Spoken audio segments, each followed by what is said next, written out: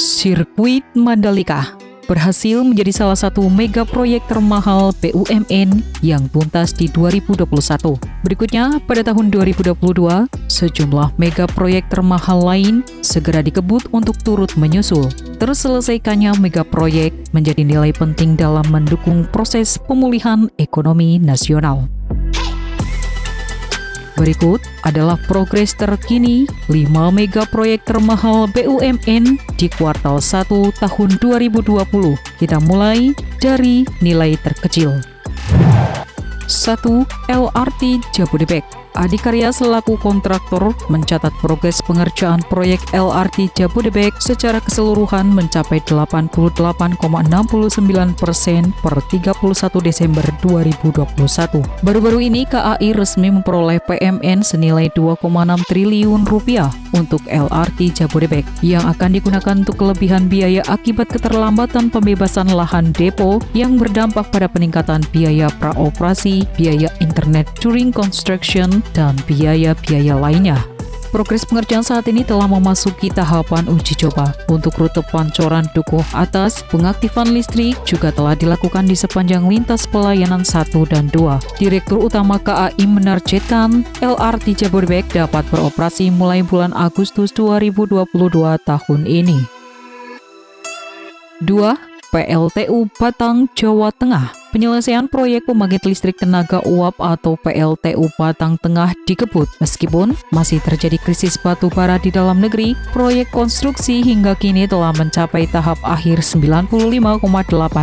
Adapun kapasitas pembangkit listrik tersebut nantinya akan mencapai 2 kali 1000 MW. PLTU Batang selesai beroperasi akan menyuplai listrik di Jawa, Bali, dan membutuhkan sekitar 7 juta sampai 8 juta ton batu bara per tahun. Di tengah krisis pasokan batu bara ke PLN, Adaro mendapatkan penugasan tambahan produksi sebanyak 500.000 ton dan sudah bersepakat dengan Kementerian SDM serta PLN untuk segera dipenuhi.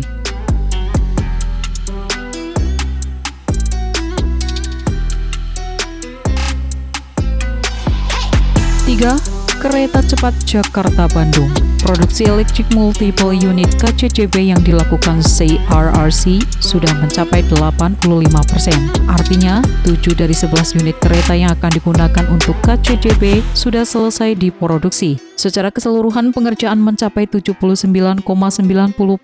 KAI juga baru saja mendapat PMN senilai 4,3 triliun untuk mega proyek ini. Targetnya, kereta cepat akan dilakukan uji coba pada November 2022 ini. Adapun untuk pembangunan 4 stasiun yang terdiri dari stasiun Halim, Karawang, Padalarang, dan Tagaluar juga sudah berjalan. Per Desember 2021, stasiun Halim mengalami progres yang paling tinggi hingga 66,05%, disusul Tegaluar 62,75% dan Karawang 40,21%. Dan yang keempat, 6 kilang minyak Pertamina. Pertamina saat ini sedang mengerjakan sejumlah proyek kilang minyak demi menambah kapasitas minyak nasional. Pertama, untuk proyek RDMP di Balongan, saat ini progresnya sedang dalam pengerjaan Engineering Procurement Construction atau EPC yang mencapai 53,39%. Ditargetkan bisa rampung dan beroperasi pada April 2022. Kemudian RDMP Balikpapan progresnya 44,51%. Kilang minyak ini akan meningkatkan kualitas produk dari standar Euro 2 menjadi Euro 5. Ditargetkan rampung secara bertahap dengan target beroperasinya unit revamping pada Oktober 2023. Lalu untuk proyek RDMP Cilacap, Pelaju, dan Domai, progresnya telah dilaksanakan finalisasi penyelesaian pra-FS dan kini akan dilanjutkan Basic Engineering Design. Sementara itu, untuk pembangunan kilang baru di Tuban, pekerjaan Front End Engineering Design progresnya sudah mencapai 53,79% per 12 November 2021, melampaui target 11,77%. Dan yang terakhir, Jalan Tol Trans Sumatera. 2022, PT Hutama Karya masih akan fokus pada upaya penyelesaian pembangunan tahap 1 yang terdiri dari 8 ruas konstruksi. Manajemen menyebut perusahaan akan mempercepat proses pembangunan serta penyelesaian desain dan juga pembebasan lahan pada ruas-ruas prioritas. Hutama Karya juga menargetkan akan ada 4 ruas jalan tol Trans Sumatera yang beroperasi di tahun ini. Salah satunya ruas Binjai Stabat sepanjang 12,3 km, kemudian Taba Penanjung Bengkulu dengan panjang 18 km dan ruas Pekanbaru Pengkinang sepanjang 32 km.